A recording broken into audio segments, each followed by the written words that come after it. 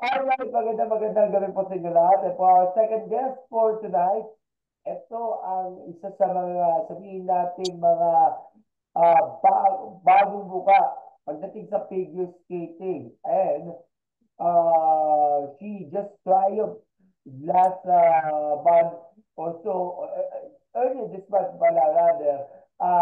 She just went home with a championship game po sa Malaysia. And she also competed also in Australia. Naka fourth place finish po siya.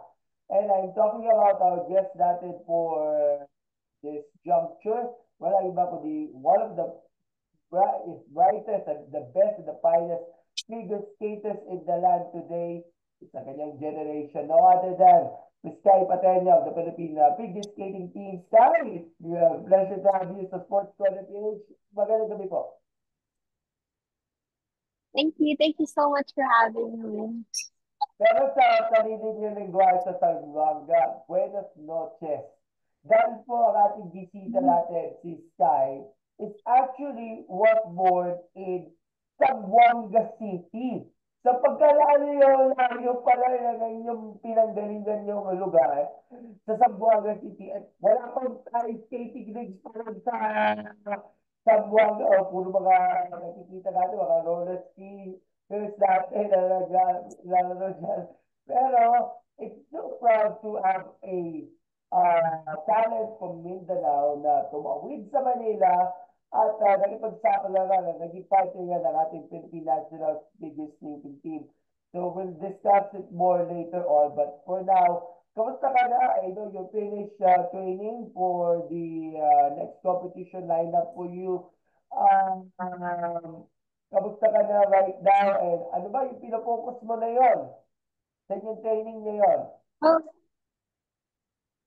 so for now, my since I just finished my competition, I was supposed to compete in Japan, which was supposed to be tomorrow. But then something happened with the visa application, so I couldn't go to Japan. So because of that, my next competition would be next month for Sea Trophy, which will be held in Manila in Mall of Asia. And then hopefully by January next year, Winter Universal. Okay. So, muntik ka raw na mag-compete nga doon sa Malaysia at Australia dahil sa food poisoning. Pero let's discuss more. Let's divulge what happened later. Pero, I just wanted to sabihin natin to get to know you, si Tay, kasi alam natin, pag sinabi yung figure skating, nandiyan sila sa Pia Frank, Isabela Gabes, even before, meron tayong Olympian, si Michael Martinez, and yung isa pa natin na Sky, si Sky Chua, na isa rin artista rin sa Sparkle.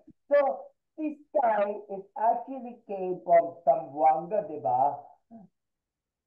And of course, lumipat ka na Manila to pursue greener pastures, to seek greener pastures. And of course, na-discover mo na bagay ka pala dun sa figure skating. So, what's the story behind Sky Patenya's journey of being a figure skater and to represent the country for the first time sa international competition? Well, my story began when I skated in Mega Mall. It was when they had the post in the middle path, the super old ring. And then at first, I actually really didn't move. I was with my family members, and then everyone knew how to skate except for me. And then I was crying na because they would tease me that, oh, you can't skate or you can't skate. Look at us, we can skate. And then I don't know, for some reason, I still asked my parents to enroll me the next day. So after my skating Mega Mall, I started skating in MOA. Also during the rink sa baba pa with the Mount Everest background. And then, I don't know, when I started skating the second day, I was able to skate na, like, super freely. And then I was just skating around. And then I really liked it. So I really asked for, like, more lessons. And then I continued it. childhood na try mo na ba mag-sport o mag-laro ng mga iba't ibang mga sports bago mo na-discover ang figure skating? Yes po. Before I used to do swimming and gymnastics. And then, before skating po, I also do ballet for fun. Ayun. And of course, bakit sa lahat ng sports, bakit figure skating ang inyong kinahihiligan? Sabihin natin, the sport you love the most. At sino ba naging inspirasyon mo kung bakit na kapasok ka dun sa figure skating? Hmm. I think it's because I really like the feeling of skating. Whenever I'm on the ice, I usually forget everything that was bothering me, like let's say in school or somewhere else. Whenever I step on the ice, I always feel free, and I'm not really able to express my emotions that well whenever like I'm talking or when I don't know, just like communicating with someone. But whenever I'm skating, I'm able to express what I feel freely and easily. So yeah, I really chose skating since yun nga, when I started skating seriously already, I had to stop swimming and gymnastics and other extracurricular. Okay. Kasi alam natin, pag sinabing skating, medyo komplikado talaga yung mga movements, yung techniques, especially, lalo na pag first timer nga sa sport na ito. Paano mo siguro nai-improve or nakikita mo ba sa sarili mo na may potential ka sa sport na ito? And of course, as time goes by, unti-unti ka na-improve or nako-concentrate mo na sa iyong conditioning, training for the one particular competition, and of course yung characteristics of being a figure skater, especially lalo na pag nagko-compete ka in front of the home crowd. Uh yes. It's been I've been skating for almost uh, 8 9 years, and it's been up and downs, but especially during the pandemic, the rinks were closed for almost 2 years, and then they sent me and Sky Chua to a competition in JGP wherein we had to fly to the US just to train for that competition. And despite not skating for almost 2 years, we were able to practice in the US for almost let's say like 5 months and 6 months for that really big competition. So yeah, it's been a really tough journey, but I'm still here and I still really love this sport. Okay, sa loob ng 8 or let's say 9 years of being a figure skater, and of course, representing the country, apart from the gold medal niya sa Malaysia, ano yung isa sa mga pinaka-memorable na nagawa ninyo o na-achieve niyo so far in your career? Kasi nalaman ko pala, nag-compete ka rin din sa Universidad. Yes, I was supposed to compete in Universal actually last 2021, but because of the pandemic, they had to cancel that Universal. So I was already like about to fly like a few weeks later, then they canceled it since the borders in Switzerland closed. So they had to move it to the next 2 years, which is why I'm really hoping that I will be able to go this year already. Okay, so hindi ka pala nag-compete. Supposedly pa lang na magko-compete sa university pero na-reschedule pala. And then what else? Ano yung mga memorable achievements mo? Bukod pa yan dun sa Malaysia. The Junior Grand Prix, which is the one I mentioned earlier, since it's really one of my bucket lists to compete in that competition, since they only send two skaters per year, and it would always depend on the standing of the skater, and there's a limited age gap for you to skate in that competition. At ang dami po palang nakasabay na mga figure skaters nung araw. Eh, nakasama mo dati sina Sofia Ligote, si Jules Alpe, si Bianca Bernal, and others na they also entered into the different fields. Yung iba nga, eh, nag-compete hanggang ngayon, nagko-compete pa rin nga sa skateboarding. Pero kayo na lang ni Sky Chua, Selena Siampase, Kate Oro, si Caitlin Linkett Kai din. Eh, sabihin natin, yan yung mga newest generation natin ng mga figure skaters na nagko-compete niya abroad. How was your relationship and of course the friendship, camaraderie between you and the other figure skaters? Lalo na kapag training session na nagkasama kayo ni Coach Abraham Dongdong, a good friend of mine from figure skating. Na nagkasama kayo lagi bawat training every day. Yes, it's actually one of the reasons also why I still love what I do and I continue to skate because of the friendship that I have formed with them. They really actually help me and inspire me every day to do better, to go to the ring, especially like let's say, oh, I'm tired of this week, but then I still have to train the next day. Knowing that they will be there, that I would be with them, especially my coaches and my friends, it really inspires me to do better every day. Okay. And of course, you also busy rin apart from the usual training every day, morning, evening, you also prioritizing studies. So, nag-aaral ka na ngayon sa Lasal and pangilang taon mo na ito ng course mo na yan? I'm in my fourth year taking up marketing management. Sa marketing management, so maganda talaga na iubog talaga ang sarili nyo sa mga trabaho nyo outside sports and of course, who knows, baka pwede natin makuha si Sky kahit sa isang sports firm regards sa field na marketing walang araw. But on your person, sabihin natin on the figure skating side, ilang beses ka nagtitraining araw-araw? Nabanggit mo nga, umaga at hapon ka nagtitraining for particular competition. And how's the preparations for the two competitions na nakalinya nyo during this season? Yung sa Australia and of course sa Malaysia. Tell us. Um, so usually I would train 6 times a week, where Sunday is my rest day.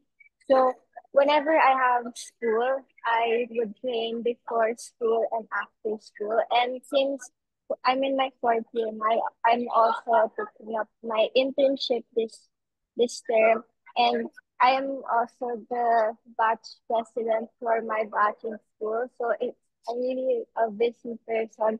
So I would train morning and night, and then if I have let's say a free time in between, that's when I would go to the gym and take Pilates on the weekends.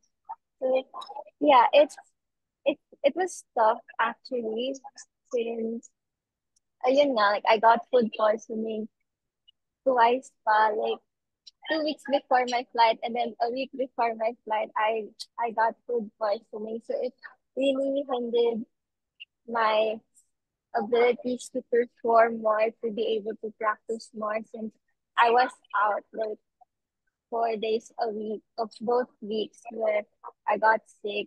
So I was really nervous, especially before Australia, since I didn't know if I was ready or if I was in my best. I don't know, like I was really Okay, please like continue. mentally and physically not ready. Okay, at alam ko kumbinsiga mo na kahit na food poison, eh, malaki talaga ang factor kung bakit medyo di kagandahan yung preparations na for the tournament. But at least, you managed to survive all the struggles, trials, and yung mga sacrifices nga dahil alam natin, pag food poisoning, eh, medyo kinatatakutan talaga ng mga atleta, lalo na kung magkasakit, lalo na papalapit na yung mismong competition, no? Nakakatakot for an athlete na matamaan ka ng sakit o matarahan pa ng injury. Pero paano mo sabihin natin na survive yung ordeal na, of course, food poisoning. Tapos, ilang araw bago mag-competition, not yet fit to ready. Pero, at least, gumaling na at nakabalik ka na sa pag-skate na in time for the competition itself. Well, I always believe that anything happens for a reason. And the fact that the night before my flight, I was still vomiting, I was still sick. And then when I woke up the next day, I was already okay. It was like a sign from God that, oh, you should go. Like, this is my plan for you, and you should still do it. So I just went with the flow. I trusted um everything that I practiced, and I prayed really hard to for God to show me, like, is this really where I'm supposed to be, or is this something that I'm not supposed to be doing? And my coaches, my friends, and my parents really helped me mentally as well when I was there. Okay, so it's assessment time. Doon muna okay, kukombine natin yung results natin. So, Oceania International Figure Skating Competition in Melbourne, you finished fourth dyan sa senior women's in both short program and free skating. And sa Mandani, days have passed, nag-compete ka rin, pumunta ka naman ng Malaysia for the Mandani Cup, Malaysia National Open Figure Skating Championship. So, gold medal ang napalanunan ninyo. Pero di ko pa alam kung anong resulta doon sa short program sa free skating. Ano yung placing nyo doon sa short program at free skating doon sa Malaysia? Both first place. First pala! So at least nakakuha ka rin ng ginto doon. Pero can you assess to us yung naging performance lalo na sa pag-execute ng inyong uh, skills, agility, techniques, and of course, concentration. Kasi hindi biro talaga mag-skate, and especially yung music, yung costume, or whatever. What's your assessment sa naging performance on the two consecutive competitions na sinalihan nyo? Well, it's also my first time having a back-to-back competition. And honestly, it was really tiring since I had to fly in Australia, and then the next week I had to go to Malaysia right away to have the other competition. But I really think that the Australia one helped me gain more confidence and be more comfortable with the international competitions, which is why I was able to skate more at ease in Malaysia and get the At siguro nakitaan mo talaga ng confidence boost ang inyong paglahok nga dito sa dalawang back-to-back competitions that ends with a gold medal finish din sa Mandani. Nakita mo ba sa sarili mo na unti-unti ka nang napo-progress pagdating sa performance output and of course the executions there at pwede na siguro makakapagsabayan na rin sa iba pang mga international competitions as your opinion?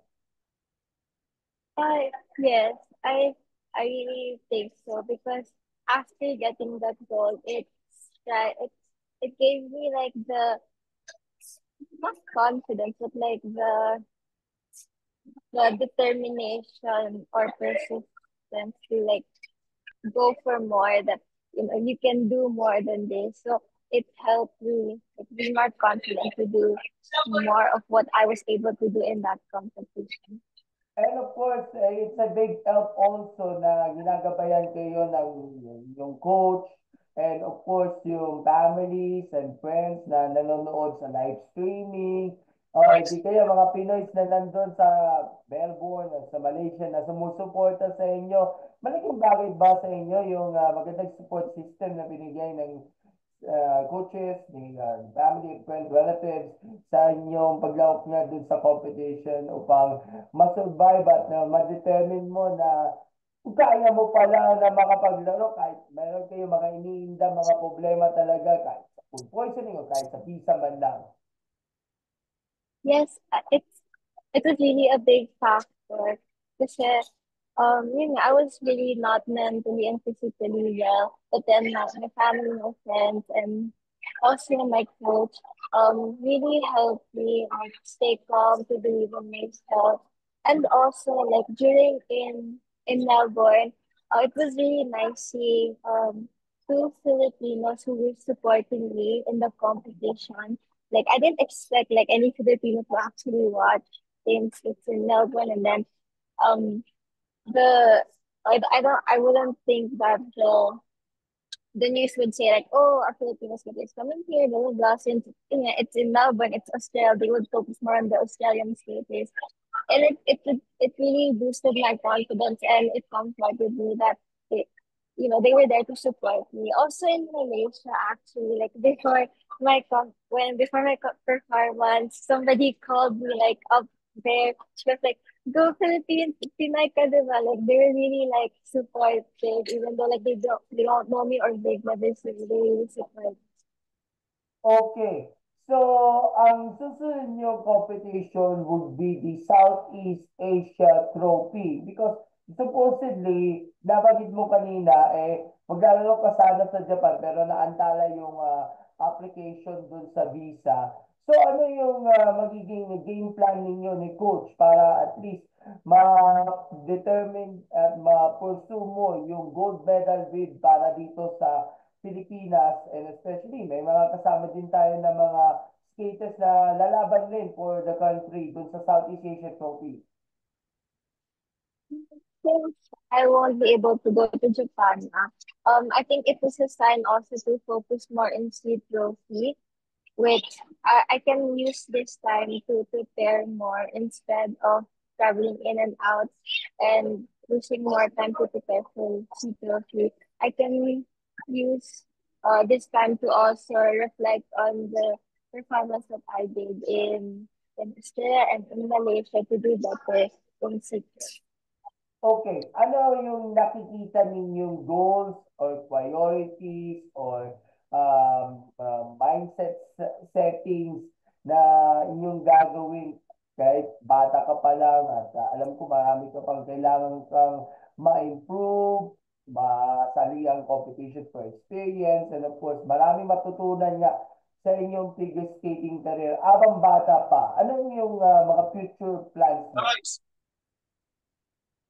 Well, for short term, it would be the C203, and then we would have our nationals more likely this November, and then the my biggest dream would really be the Winter Universal, which would be this January. Yun. So, we could expect many competitions na for Sky in the coming years. And we do expect na sa inyong pagsabak niya sa universidad, makakakuha na rin ng gintong medalya. But you also have also yung grassroots program na rin ng PHSU. Tama ka rin doon sa mga clinics. At nakitaan mo na yung mga bata natin, may potential talaga na maglaro. Seeing those yung mga children trying out and of course compete in different competitions, sinasabi mo ba na of course nakitaan mo ba sila ng potential to maybe someday yung mga bata natin may bubuga pa pagdating sa figure skating na isang sport na bagay din sa mga Pinoy dahil ito ay isang tropical country at wala namang snow eh. Mhm. Yes, yes, I really think the next coming generations also have a chance to um get on the big stage and all. Kasi I also train with them, and I really see how dedicated they are, how hardworking they are, even though like they're super young pa, like they're 7 years old, 6 years old, like they would get up 6 a.m. in the morning and train. They train as hard as we do, and we always see them like every day. And it's really nice actually to see them. It also inspires us mga ate in the room.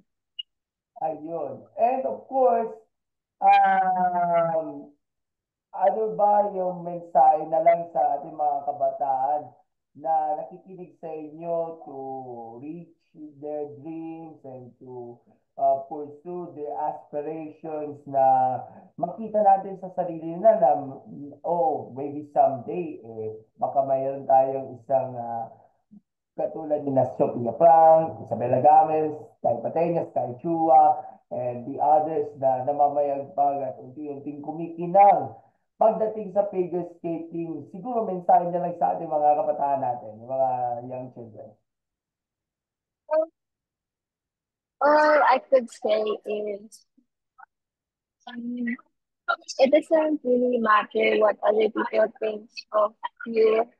What really matters is that you believe in yourself, yourself, All right. and And everything will always pay off. ayun, so at least nagbigay nga ng words of inspiration si Stice for our uh, children to na maaaring i-cherish nila sa kanilang mga journey and aspirations nila, lalo na sa figure skating. And who knows, baka tayo makaproduce pa tayo ng isa pang world-class na figure skater balang araw. At susundan pa rin tayo sa kanyang karera. And again, congratulations sa the recent gold medal finish niya dun sa Mandani.